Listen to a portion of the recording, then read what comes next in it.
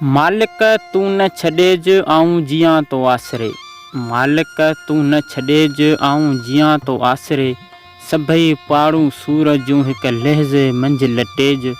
हिकु तूं मुंहुं न मटेज, ॿियो लोक मटियो त घोरियो।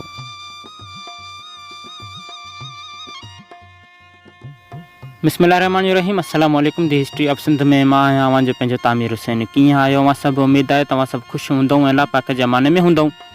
अॼु जो असांजो वीडियो सिंधी लिबास जे बारे में थियण वारो आहे, त इनशाअल्लाह अव्हांखे हीअ वीडियो ज़रूरु पसंदि ईंदो।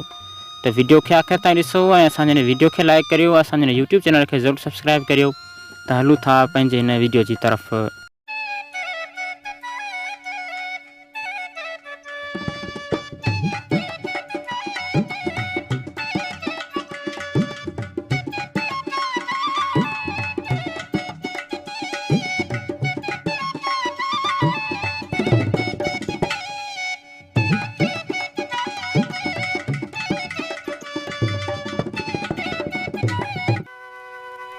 सिंधी औरतूं शलवार कमीस पाईंदियूं आहिनि ऐं अजरक या चादर खे मथे ढकण लाइ इस्तेमालु कंदियूं आहिनि, जॾहिं त सिंधी मर्द शलवार कमीस ऐं कुर्ता पाईंदा आहिनि।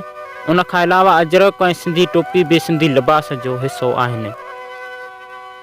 1840 ईस्वीअ ताईं सिंधी औरतूं लहंगो ऐं चोली ऐं मर्द लुंगी या रवायती सिंधी सलवार सुथण पहिरींदा रहिया। 1930 ईस्वीअ बैदि औरतूं सुथण ऐं चोलो पाइणु शुरू कयो, जेको औरतुनि जे आम लिबास रहियो। माज़ीअ में नौजवान औरतूं घर ऐं ॿाहिरि वेलवेट या पाजामो सोथण या सलवार पाईंदियूं रहियूं। उन खां अलावा मथे हिसे ते हिकु डिघो स्कर्ट जबलो पहिरींदियूं रहियूं ऐं हिकु थुल्ही कोटे वारी कमीस अछी रई ते पाईंदियूं रहियूं। नौजवान छोकिरियूं चूड़ीदार पजामो पाईंदियूं हुयूं, जॾहिं त बुज़ुर्ग औरतूं अछी चादर सां पंहिंजो मथो ढकींदियूं हुयूं।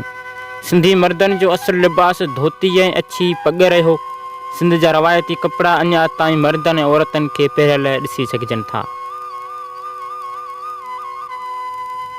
मुग़ल हुकुमरानीअ जे दौरान सिंध जे माण्हुनि जो लिबास इराक़ ऐं ॿियनि अरब मुल्कनि जहिड़ो रहियो।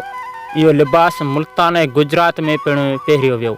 अलबत्ता सिंध में अहिड़नि इराक़ी कपिड़नि जो इस्तेमालु मंसूर ताईं महदूद हो। उन सां गॾोगॾु सिंधी ॿिया लिबास बि पहिरींदा रहिया।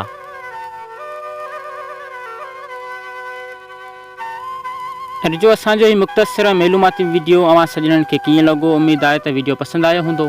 त वीडियो खे लाइक करियो, चैनल खे ज़रूरु सब्सक्राइब करियो। त मिलंदासीं हिकु नए हिस्ट्रिकल ऐं मालूमाती वीडियो में। तेसि ताईं असांखे ॾींदा इजाज़त। अल्लाह हाफ़िज़।